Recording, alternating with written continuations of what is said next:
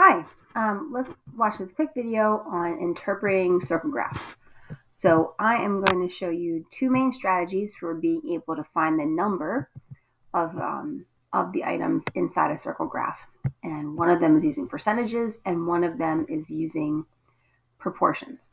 So let's first get started by answering this first question. It says, how many students are surveyed? Now, unless they tell you how many students, what the total is in a circle graph, you wouldn't be able to tell from the graph itself because the circle is broken up into percentages. So this brown section represents 44% of this circle, but it's also 44% of the total. And if they didn't tell you the total, then you really wouldn't know much more about it, just that brown's more than blue and whatnot. But they are telling us that this is 250 students total.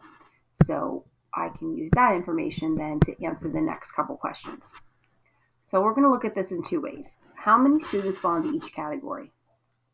So I'm going to find blue and green by using percentages, and then I will find brown and other by using proportions. So here we go.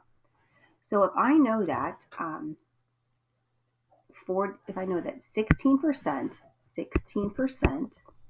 of 250 have green eyes, then that means that part of them have green eyes, and the part equals the percent times the whole. We learned this earlier in the year of our percent equations. Part equals percent times the whole. We've learned that before. So to find the part, I can just do 16%. I'm going to turn that into a decimal times 250, and that equals 40. So 40 people in this circle graph, 40 of the students have green eyes. So to find blue, same idea. I would do 29%.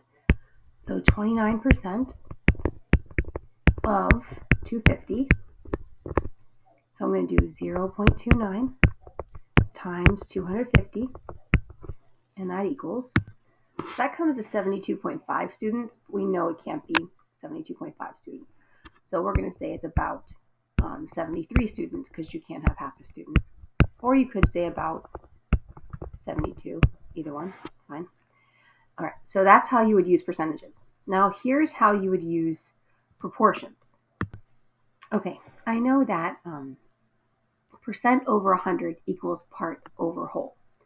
So if I know that 44%, that's 44 out of 100, equals the part of this group that have brown eyes over the total, which is 250. And so if I have it set up this way, I can solve this in more than one way, but the easiest way would be to solve it like an equation and see that I'm dividing this variable by 250. So the opposite of divide is to multiply. So I'm going to multiply both of these sides by 250. So that means I'm doing 250 times 44 over 100.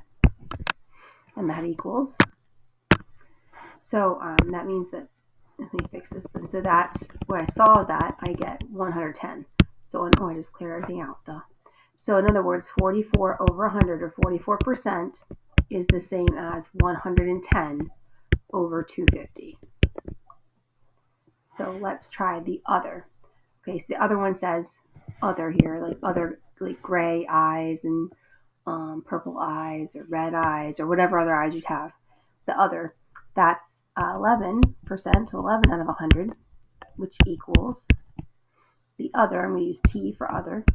T, however many of this is out of the 250 total. So this time I solved by scale factor. I said I multiplied both top and bottom by 2.5, and I got about 27.5 people. So I'm going to round that down to 27 people. And now I've also filled in my circle graph with all the answers we had, and when you add them together, you should get 250. So either use percents or proportions, but either way, you should be able to get the answer. Thanks.